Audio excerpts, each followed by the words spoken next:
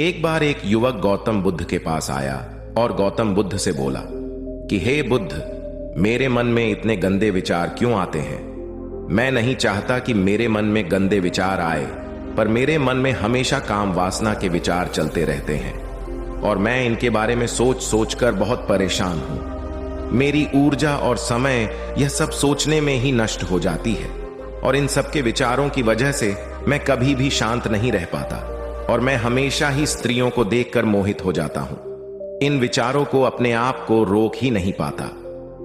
बुद्ध मुस्कुराए और उन्होंने उस युवक से पूछा, क्या तुम्हें पता है यह काम वासना होती क्या है?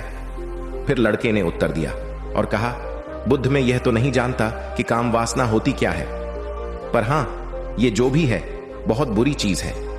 फिर बुद्ध ने उस युवक से कहा कि सबसे पहले तो तुम्हें यह समझना है कि प्राकृतिक रूप से जो भी चीज हमारे अंदर है वह बुरी नहीं है। हमारे जीवन में उसकी कुछ ना कुछ जरूरत है। वासना कोई बुरी बात नहीं है। यह तो हमारे मन की एक भावना है जो हमें किसी ना किसी चीज की कमी का एहसास करवाती है और फिर हम उस चीज को पाने के लिए उस चीज की तरफ आकर्षित हो जाते हैं। जैसे अगर तुम्हारे पास धन की कमी है तो तुम में धन पाने की वासना उत्पन्न हो जाएगी। तो वासना कुछ और नहीं, बस एक प्रकार की कमी है जो कि एक प्रकार की जरूरत का एहसास है। और जब यह जरूरत शारीरिक हो तो हम इसे काम वासना का नाम देते हैं।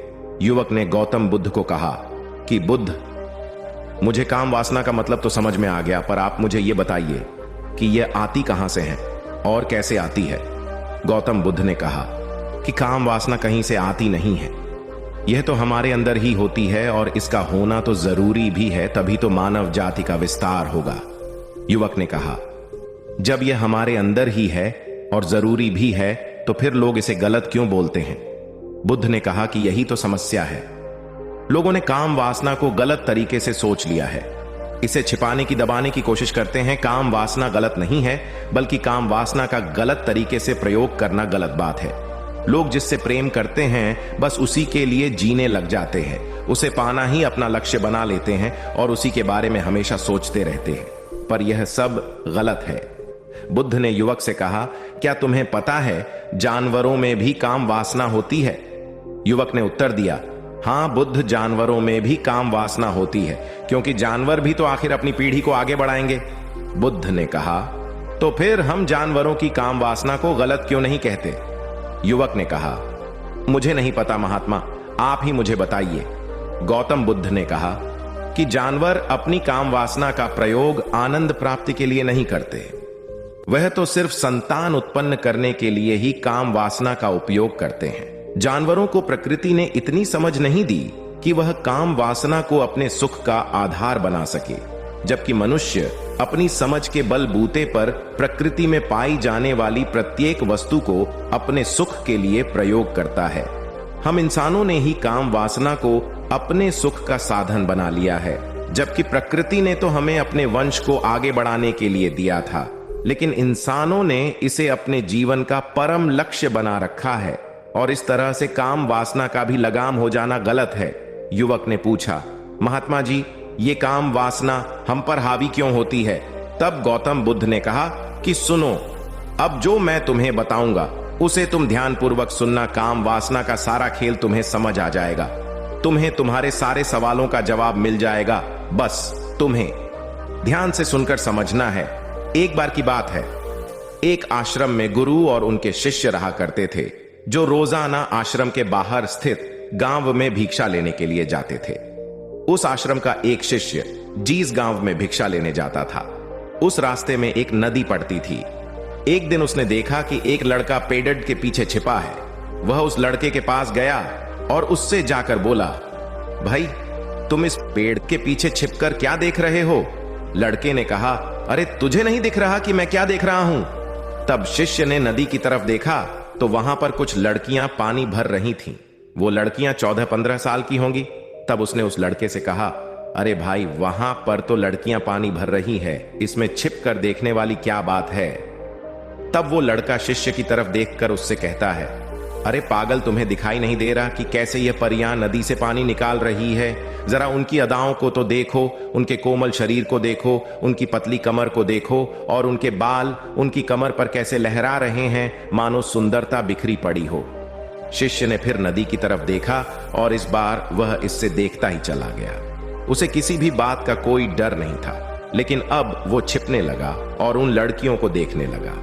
और जब वो छिपकर उन लड़कियों को देख रहा था, तभी वह अचानक अंदर से कांप गया और उसने कहा कि यह मैं क्या कर रहा हूं? मैं जो कर रहा हूं वह सही नहीं है, मुझे यहां से चले जाना चाहिए। और फिर वह जल्दी से वहां से चला गया।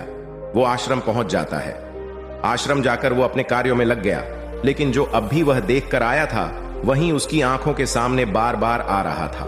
उसके मन में वही दृश्य चल रहा था।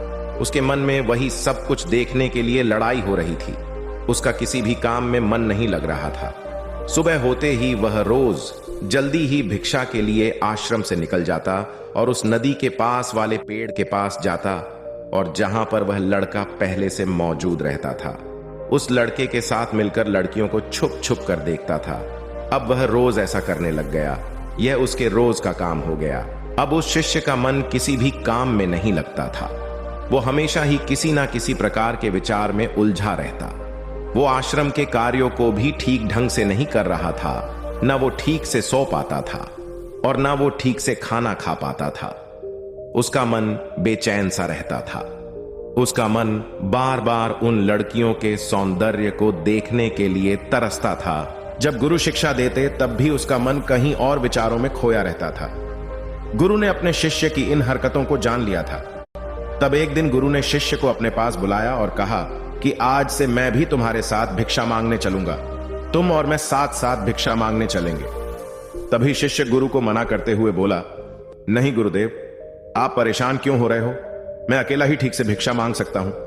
गुरु ने शिष्य से कहा कि ठीक है, तुम अकेले ही भिक्षा मांगने जाओ। शिष्य तुरंत वहां से भिक्षा मांगने के लिए निकल गया। उसके जाने के बाद गुरु भी आश्रम से निकल गए और शिष्य का पीछा करने लगे कि वो कहा जाता है, किससे मिलता है। यह सब देखने के लिए उसके पीछे पीछे चलने लगे। थोड़ी दूर जाने के बाद गुरु ने देखा कि उनका शिष्य एक लड़के के साथ एक पेड़ के पीछे अपराधी की तरह छिपा हुआ है और छिपकर कुछ देख रहा था। गुरु भी अपने शिष्य के पीछे जाकर खड़े हो गए कि आखिर उनका शिष्य क्या देख रहा है, जिसे देखने के लिए वो पेड़ के पीछे अपराधियों की तरह छिपा पड़ा है। गुरु ने देखा कि उनका शिष्य पेड़ के पीछे छुपकर लड़कियों को देख रहा था जो कि नदी से पानी भर रही थी। तभी गुरु ने शिष्य को कहा कि तुम क्या देख रहे हो? अपने गुरु की आवाज सुनकर वह शिष्य घबरा गया और उसके पसीने छूटने लगे। वह थर थर कांपने लगा, जैसे किसी चोर को चोरी करते समय रंगे हाथों पकड़ लिया हो। उसकी हालत खराब हो गई। वो कुछ भी नहीं बोल रहा था। उसके मुंह से कुछ टूटे फूटे शब्द भी बाहर निकल रहे थे। वो अपने गुरु से नजर भी नहीं मिला पा रहा था। गुरु ने शिष्य की तरफ देखा और कहा कि मेरा शिष्य तो निडर था, उसे तो किसी भी चीज का डर नहीं था, लेकिन यह क्या तुम तो डर के मारे कांप रहे हो। शिष्य ने गुरु से कहा कि मुझे माफ कर दो गुरुदेव, मेरा इसमें कोई दोष नहीं है। उस लड़के ने मुझे बहका दिया था, लेकिन आपसे मैं वादा करता हूं कि आज के बाद मैं ऐसा कभी दोबारा नहीं करूंगा। मुझे माफ कर दो गुरुदेव। गुरु ने शिष्य से कहा कि कोई बात नहीं, पर इस बात का तुम ध्यान रखना कि हम जैसी संगति करते हैं वैसा ही फल हमें प्राप्त होता है। उसके विचार हमारे अंदर प्रवेश करते हैं, इसीलिए अच्छी संगति करो जिससे तुम्हारे अंदर अच्छे विचारों का प्रवेश हो। फिर गुरु और शिष्य आश्रम लौट आए और फिर से आश्रम के कार्यों पर ध्यान देने लगे। उसने उस रास्ते को छोड़ दिया और दूसरे रास्ते से जाने लगा।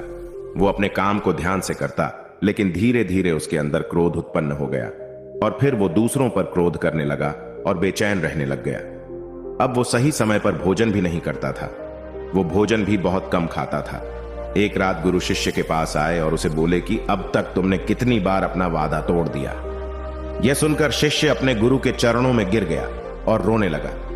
रोते रोते ही उसने गुरु से कहा कि गुरुदेव, मैं कई बार अपना वादा तोड़ चुका हूं, फिर वादा कर लेता हूं, लेकिन हर बार मैं वादा तोड़ देता हूं। मेरा मन मेरे नियंत्रण में है ही नहीं।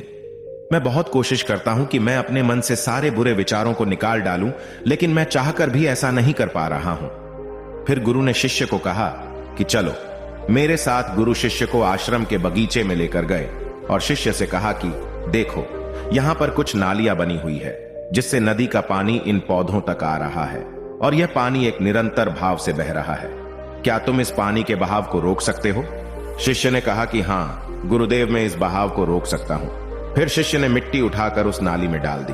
वो पानी थोड़ी देर के लिए रुक गया और फिर थोड़ी देर बाद उस मिट्टी के ऊपर से पानी बह गया। गुरु ने शिष्य से कहा, अरे ये क्या, ये तो पानी रुका ही नहीं। फिर शिष्य ने कुछ कंकड़ पत्थर उठाकर उस नाली में डाल दिए और फिर थोड़ी देर के लिए पानी रुक गया। लेकिन फिर थोड़ी देर बाद ही उन कंकड़ पत्थर के ऊपर से पानी निकल आया। फिर गुरु ने कहा कि यह क्या हुआ, पानी तो फिर से बह गया। तुम तो बोल रहे थे कि तुम इसे रोक दोगे। क्या हम किसी काम को रोकना चाहे तो क्या हम उसे रोक नहीं सकते? तब शिष्य ने कहा, कोई बात नहीं गुरुदेव, मैं इस पानी को तो आपको रोक के दिखाऊंगा। वह फिर से एक बड़ा सा पत्थर लेकर आया और उसे नाली पर डाल दिया और पानी रुक गया। तब गुरु से कहा कि देखा गुरुदेव, मैंने कहा था ना कि पानी को मैं रोक दूंगा। मैंने पानी को रोक दिखाया, आपकी बात मैंने पूरी कर दी। गुरु मुस्कुराए और बोले, अच्छा जरा ध्यान से देखो, पानी रुक गया।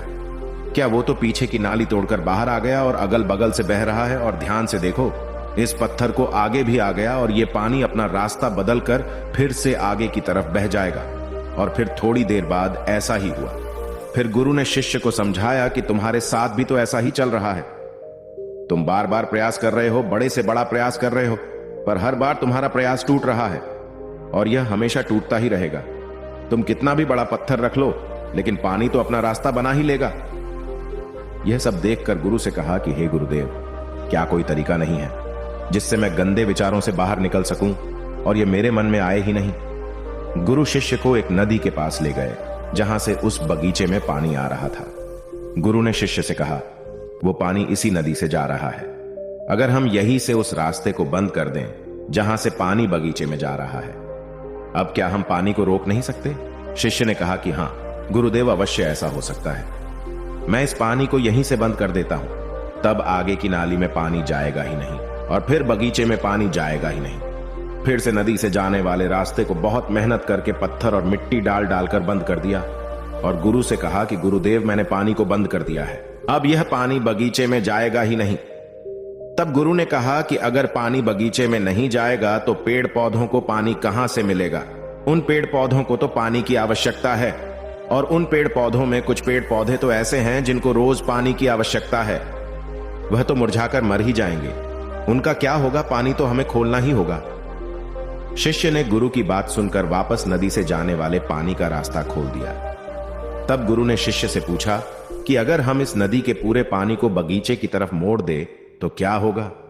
तब शिष्य ने जवाब दिया कि गुरुदेव, वहां पर जितने भी पेड़ पौधे हैं वो गलकर नष्ट हो जाएंगे, वहां पर कुछ नहीं बचेगा। फिर गुरु मुस्कुराए और बोले, तुम इस बात को समझो कि हमें किसी भी चीज को रोकना नहीं है, बस हमें हमेशा संतुलन बनाए रखना है। कम पानी से भी पौधे नष्ट होते हैं और ज्यादा पानी से भी पौधे नष्ट होते हैं। हमारा जीवन संतुलन से ही चलता है। गुरु ने शिष्य से कहा कि अगर मैं तुम्हें कहूं कि तुम आम के बारे में मत सोचो तो तुम्हारे मन में सबसे पहले किसका चित्र आएगा?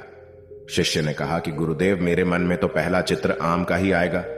गुरु ने कहा कि जब हम गंदे विचारों को जबरदस्ती रोकने का प्रयास करते हैं तो वह और मजबूती के साथ हमारे अंदर प्रवेश करते हैं और ज्यादा हमारे अंदर उठते हैं। इसीलिए हमें उन्हें कभी भी दबाने की कोशिश नहीं करनी चाहिए। फिर गुरु ने शिष्य को जाते हुए कहा कि हमारे गंदे विचार बुरे लोगों की संगति करने की वजह से भी आते हैं। कई बार क्या होता है कि कामुकता हमारे अंदर होती नहीं है, लेकिन कुछ अश्लील लोगों के साथ रहने की वजह से यह हमारे अंदर हावी हो जाती है। फिर शिष्य ने कहा कि गुरुदेव, आप सही कह रहे हैं, मैं अपने मार्ग से भटक गया था।